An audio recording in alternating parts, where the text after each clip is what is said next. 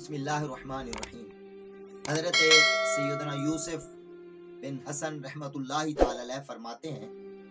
کہ ایک دن میں حضرت سیدنا ذوالنون مصری رحمۃ اللہ تعالی علیہ کے ساتھ ایک جگہ پر ٹھہرا تھا اور وہاں پر پانی کا بہت بڑا تالاب تھا۔ ہم نے دیکھا کہ ایک سوراخ میں سے بہت بڑا بچھو نکلا اور وہ بچھو تالاب کی طرف روانہ ہو گیا، اور اتنے میں تالاب کے اندر سے ایک بہت بڑا مینڈک باہر نکلا۔ وہ بچھو اس پر سوار ہوا اور مینڈک تیرتا ہوا تالاب کے دوسرے کنارے کی طرف جانے لگا۔ تو ہم دونوں بھاگ کر دوسرے کنارے پر پہنچے کہ یہ کیا ماجرا ہے، بچھو نے کس طرح سواری کی اور مینڈک نے اس کو سوار ہونے دیا، اب یہ کہاں جا رہے ہیں۔ تو ہم تعاقب کرتے ہوئے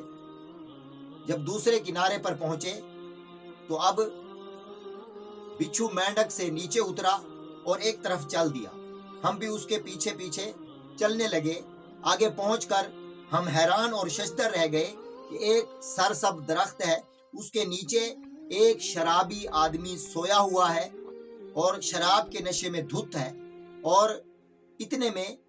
ایک خوفناک سانپ آ کر اس شرابی کے سینے پر بیٹھ گئے۔ جو ہی سانپ ڈنگ مارنے والا تھا کہ وہ بچھو آگے بڑھا اور اس نے جا کر سانپ پر حملہ کر دیا اور اسے ڈس لیا، جس کی وجہ سے وہ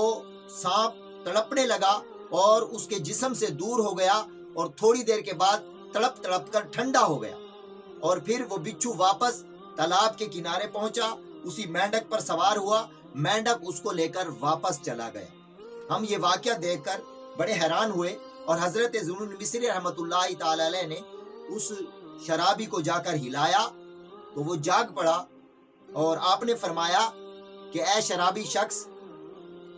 دیکھ تجھ پر تیرے رب کا کتنا فضل و کرم ہے۔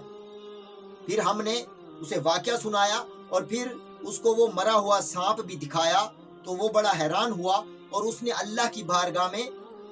سجدہ ریز ہوا، توبہ کی اور عرض کرنے لگا، اے مولا کریم، تو اپنے گناہگار بدکار بندوں پر اتنا فضل و کرم فرماتا ہے تو اپنے نیکوکاروں پر کتنا فضل و کرم فرماتا ہو۔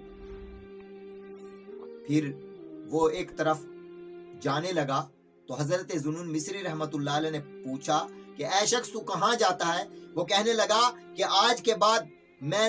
دنیا کی رنگینیوں سے منہ موڑتا ہوں اور رب کی بارگاہ میں سچی توبہ کرتا ہوں اور اسی کی طرف رجوع کرتا ہوں۔ اب میں دنیا کو چھوڑ کر جنگل میں چلا جاؤں گا، ویرانے میں چلا جاؤں گا، اور وہاں جا کر اپنے رب کی تعریف کروں گا، اپنے رب کی عبادت کروں گا کہ جس نے مجھے اتنی بڑی مصیبت سے بچایا اور توبہ کا موقع عطا کیا۔ تو محترم بھائیوں، ہمیں بھی چاہیے کہ ہم پر کتنا اللہ کا فضل و کرم ہے، ہم کتنا کچھ کرتے ہیں، کتنے گناہ کرتے ہیں، لیکن اس کا فضل و کرم پھر بھی ہم پر چھما چھم برس رہا ہے۔ تو اس لیے ہمیں بھی رب کی بارگاہ میں توبہ کرتے رہنا چاہیے، استغفار پڑھتے رہنا چاہیے اور اپنے رب کو منانے کی کوشش کرنی چاہیے، غفلت نہیں کرنی چاہیے۔ عصیاں سے ہم نے کبھی کنارہ نہ کیا، پر تو نے دل آزردہ ہمارا نہ کیا۔ ہم نے تو جہنم کی بہت کی تجویز، لیکن تیری رحمت نے گوارا نہ کیا۔